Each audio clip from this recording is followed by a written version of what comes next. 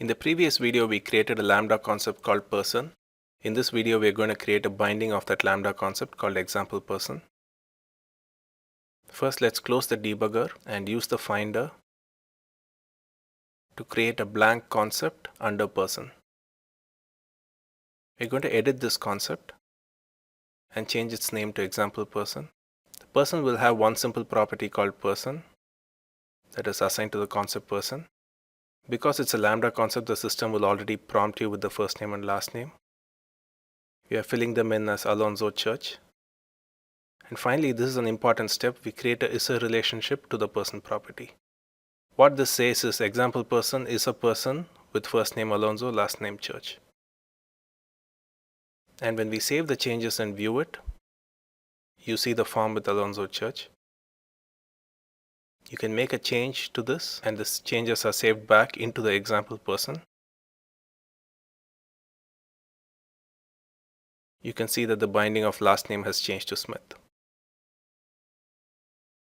We can change it back in the editor and see it in the viewer. We can understand how this example person works by looking at the debugger. The example person is a person with the first name Alonzo, last name Church, and the given HTML template. And this is in the lambda concept, it's defined only once. But the binding creates a specific page for every example person based on the URI. And you can see that the URI includes a /person. That's why the changes are saved back into the first name and last name of the binding.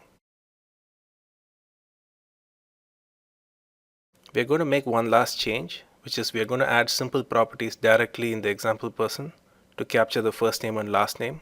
We're going to call these properties fname and lname, and we can rearrange it so fname and lname are defined before person. And now instead of passing strings, we are passing the variables fname and lname, which are references to properties in the home. Now if you refresh it, you pretty much see the same thing, except that the changes are saved back into properties of example person. This is important because when you're modeling concepts, you don't have to worry about where the properties are defined. The system will automatically track down the source of that property and make the change in it.